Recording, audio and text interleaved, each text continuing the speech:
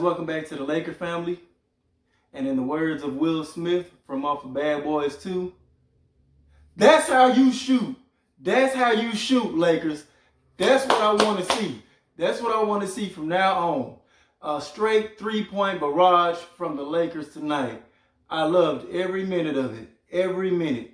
Of course, we're not going to shoot at that high of a clip. But still, if we can shoot anywhere in that ballpark, that's going to do wonders for this team going forward. I told y'all that teams were going to continue to try to use zone. It's a copycat league. They see one team do it, to some level of success, then they're going to try it too. So Boston got away with it against us because we just wasn't making any threes and we weren't adjusting well enough to the zone. This game, the Nets tried to start off using a zone, and we were a little bit chaotic, sporadic to start the game. A couple of bonehead plays, but I want to say about maybe 6-7 minutes into the game, we settled in, and we quickly got them out of that zone. We just started bombing threes left and right, making them.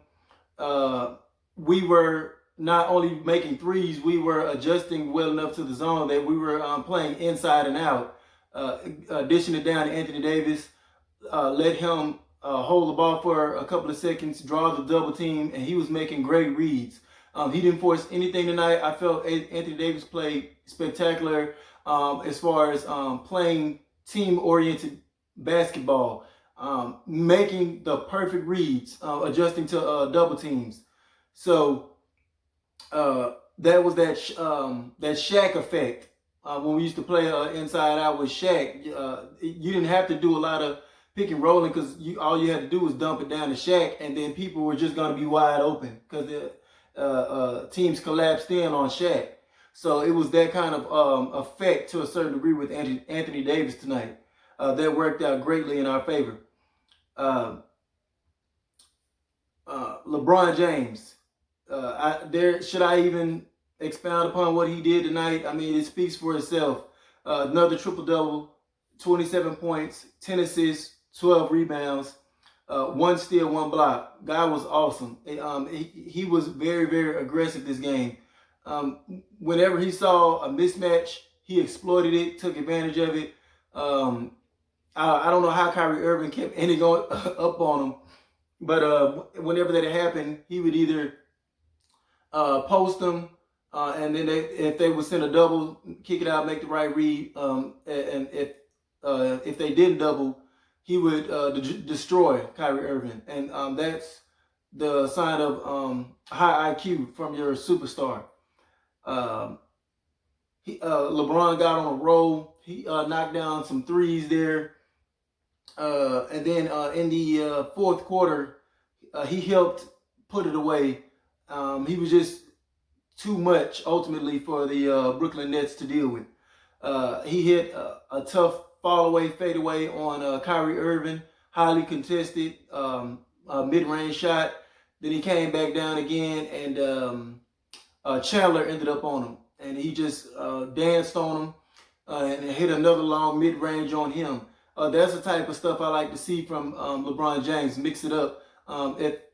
Once that mid-range is falling like that, there's almost nothing you can do to stop LeBron because teams are willing to give that up. And the three-point shot, they're willing to give that up. But if he's in a rhythm knocking those shots down like that, there's just no stopping him. And that's a scary thing for opposing teams to have to deal with. So I'm very pleased from the superstars this game. Kyle Kuzma, a great game.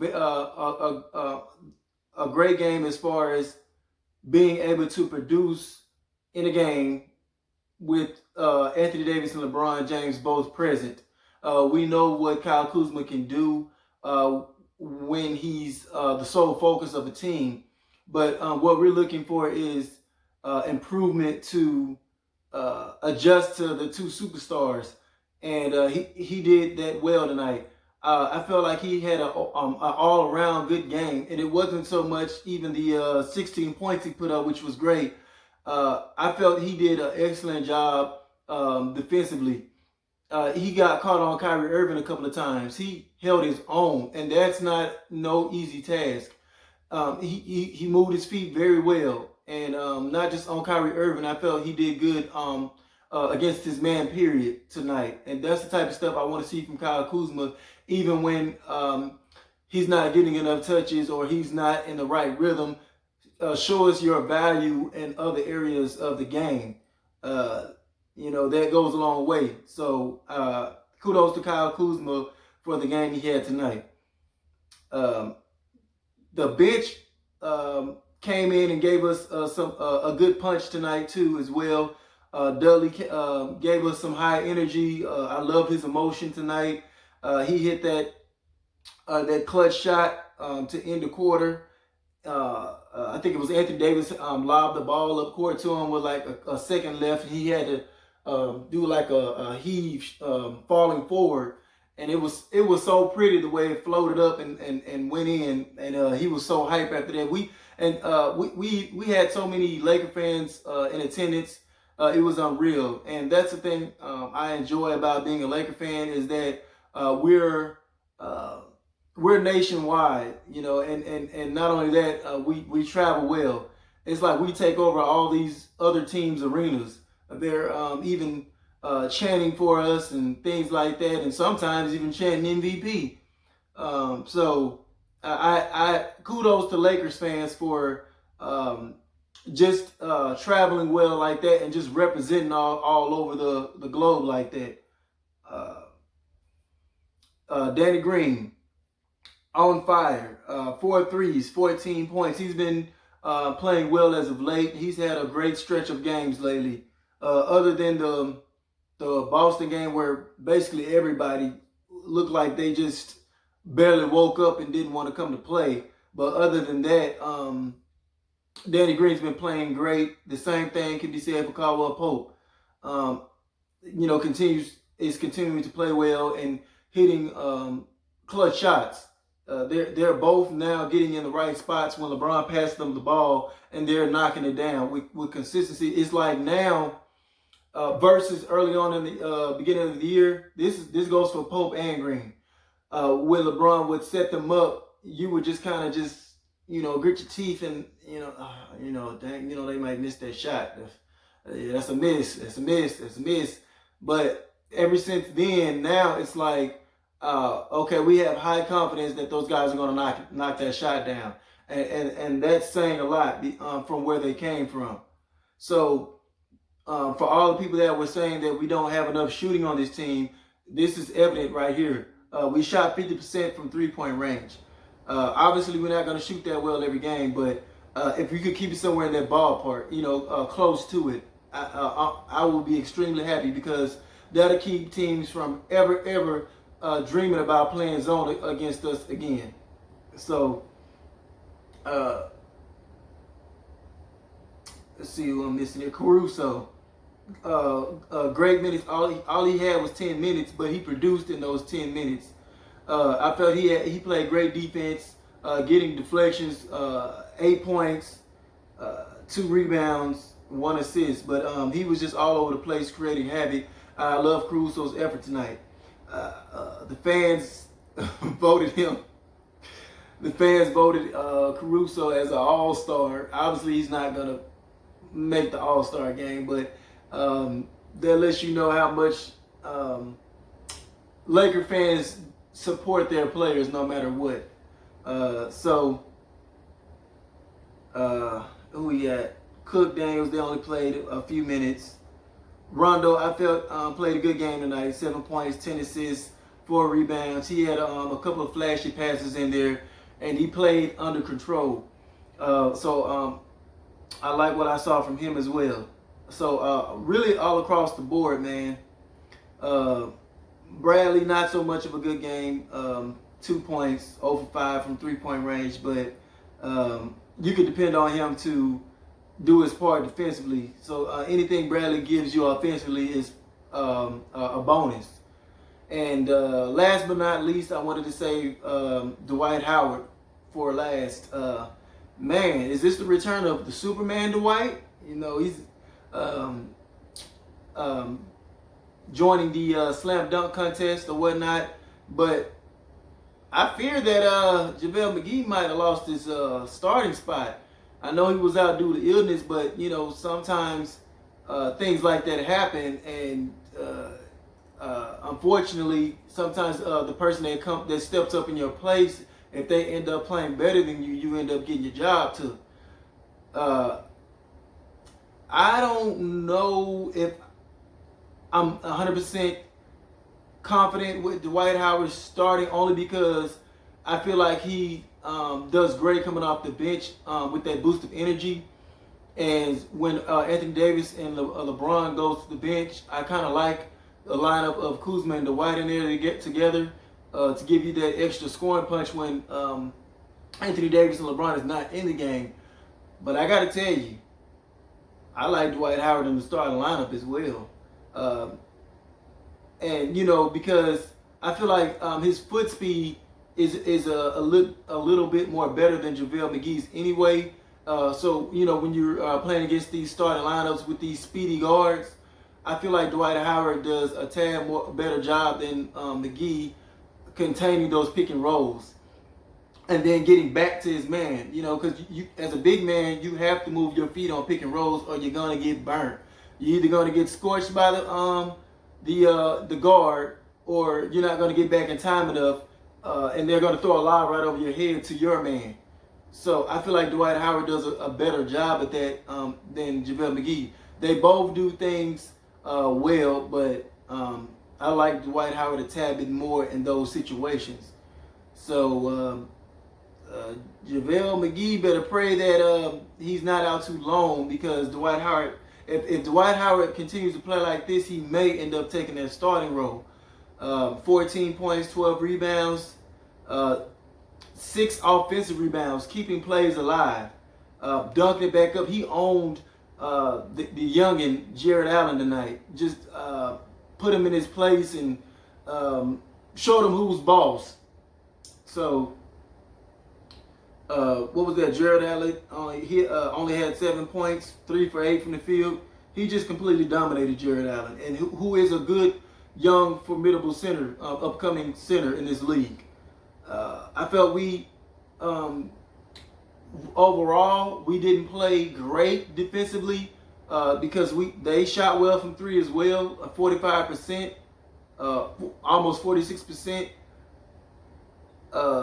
But we made clutch defensive plays here and there, which kept the Nets at bay. It wasn't a domineering defensive performance, but it was good enough. Like you can live with it, because you can't expect every team you play to shoot as well as the Nets did. So you can kind of live with it. You know, there were a couple of miscues here and there that left the Nets with a lot of open threes sometimes, but some of them were contested threes that they were making.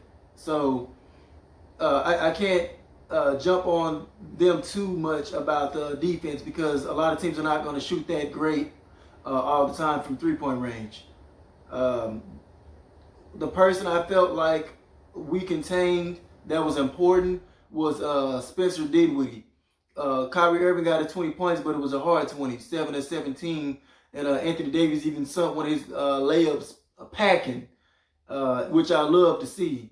But Spencer Dinwiddie is like their secret weapon. And we held him to 7 points on 1 for 6 from three-point range and 3 of 9 from the field. He did have 13 assists, but we kept him from going off. So the Nets started off with some petty stuff, denying LeBron James his powder at the beginning of the game. And, you know, Kyrie Irving was trying to jump up in LeBron James' face, taunting him when the referees overturned that foul call, which was a foul. But that's the type of biasness that the Lakers have to go through every game, like nightly, from referees. They just hate on the Lakers for whatever reason. That was obviously a hack when Kyrie Irving just completely raped LeBron James' arm, and he originally got the foul call because it was a foul, but they went to the booth and overturned it. It's just ridiculous how these refs are getting towards the Lakers. So we know that going in, it's basically us against the team and the refs. And some teams, it's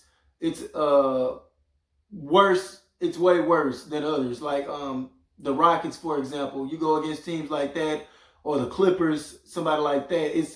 You got to beat them plus the refs. So I'm not just saying that just because I'm a Laker fan. I'm just going off what I've been seeing, and it's been consistent with the refs hating on us. So I'm very happy and pleased with what I've seen tonight. This was a better performance than what we showed against the Knicks yesterday, and obviously against the Boston Celtics before that. So the Nets shot that good, and we still ended up with a great lead to end this game, 128 to 113. We have a good game coming up against the 76ers on Saturday against Ben Simmons, and they don't have Embiid, so we should go in there and handle business. So we have no excuses not to go in there. They're still a tough, long team. They got some capable scorers with Tobias Harris and Al Horford. Al Horford that has not fit lately with the 76ers. But for some reason, it seems like struggling players tend to find themselves whenever they play us. So let's keep Horford struggling and go in there and get us a win. Oh, and kudos, congratulations to LeBron James and Anthony Davis for making the All-Star game, which is obviously we knew that, but LeBron James is the captain, and then Giannis will be the captain for the East. So they'll, do like they did last year, pick their players once the reserves are announced. I think the reserves will be announced on the 30th. So I'm pulling for my guy Bi to make the All-Star game, which he should. So that'll be very fun and interesting to see who they pick when that time comes. So I think I covered everything, and I'll be back to cover that 76ers game Saturday. And as always, thank y'all for watching. Please join the Laker family by liking, sharing, and subscribing. Hit that notification bell as well. Thank y'all. See y'all next time. Peace.